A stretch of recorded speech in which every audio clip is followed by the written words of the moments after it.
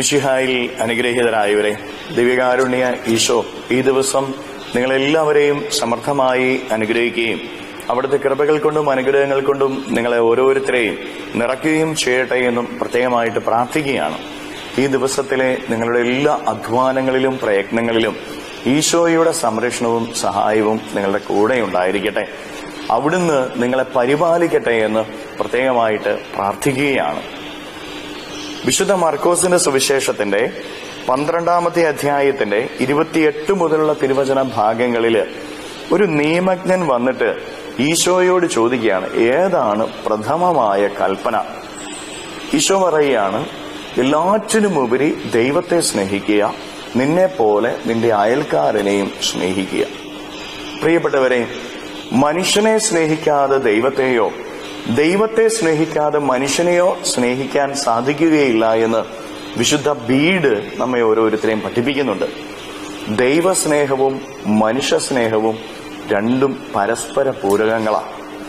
നീ ദൈവത്തെ എത്രമാത്രം സ്നേഹിക്കുന്നുണ്ടെന്ന് കരുതിയാലും പറഞ്ഞാലും നിന്റെ സഹോദരങ്ങളെ സ്നേഹിക്കാനായിട്ട് നിനക്ക് സാധിക്കുന്നില്ല എങ്കിൽ ദൈവത്തെ നീ സ്നേഹിക്കുന്നില്ല എന്ന് നീ തിരിച്ചറിയണം.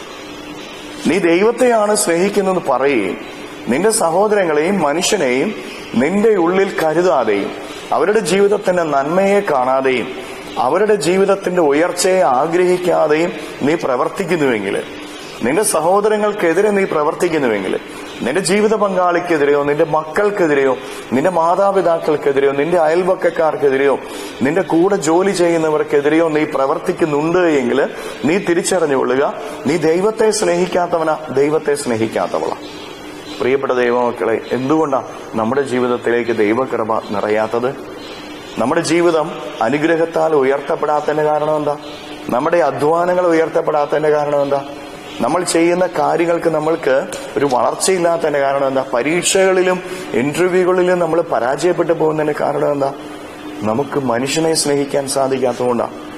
ദൈവത്തിന് മുമ്പിൽ നമ്മൾ എന്തെല്ലാം പ്രാർത്ഥനകൾ നടത്തിയാലും, ദൈവത്തിന് മുമ്പിൽ നമ്മൾ എത്രയോ പ്രാവശ്യം നിന്നാലും, പ്രിയപ്പെട്ട ദൈവമക്കളെ, നിന്റെ കുടുംബത്തിൽ ആരോടെങ്കിലോ നിന്റെ സമൂഹത്തിൽ ആരോടെങ്കിലോ നീ കാണുന്ന മനുഷ്യരോട് ആരോടെങ്കിലോ നിന്റെ ഹൃദയത്തിൽ സ്നേഹമില്ലാത്ത അവസ്ഥയുണ്ട് എങ്കിൽ, മറ്റുള്ളവരെ അംഗീകരിക്കാൻ പറ്റാത്ത അവസ്ഥകളുണ്ട് എങ്കിൽ തിരിച്ചറിഞ്ഞുകൊള്ളുക, ദൈവത്തിന്റെ കൃപ നിന്നിലേക്ക് ഒഴുകുകയില്ല.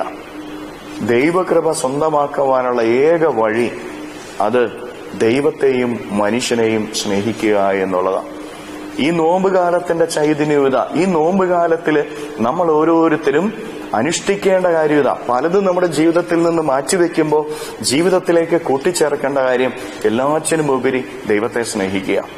ചിലതൊക്കെ മാറ്റിവെക്കുമ്പോൾ ദൈവത്തോട് പറയുകയാണ്, ദൈവമേ, എന്റെ സുഖങ്ങളെ ഞാൻ മാറ്റുന്നു, എന്റെ ഇഷ്ടങ്ങളെ ഞാൻ മാറ്റുന്നു, ഇതിലുമുപരി ഞാൻ നിന്നെ ഇഷ്ടപ്പെടുന്നു, നിന്നെ ഞാൻ സ്നേഹിക്കുന്നു. ഇത് ദൈവത്തോട് പറയുക.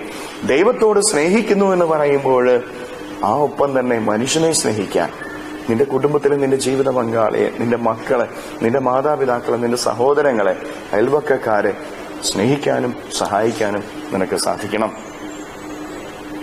അതുപോലെ തന്നെ പ്രിയപ്പെട്ട ദൈവമക്കളെ, ഈ നോമ്പുകാലത്തിന്റെ മറ്റൊരു ചൈതന്യമാണ് അവരെന്റെ ആവശ്യങ്ങളിൽ അവനെ സഹായിക്കുക എന്നുള്ളത്.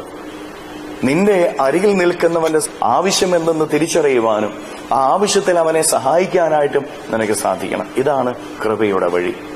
കരങ്ങളെ യാചനയോടെ പിടിക്കാം. അനുഗ്രഹത്തിന്റെ വഴി സ്നേഹമാണ്. ആ സ്നേഹത്തിന്റെ വഴി എന്നെ പഠിപ്പിക്കണമേ എന്ന് പ്രാർത്ഥിക്കാം.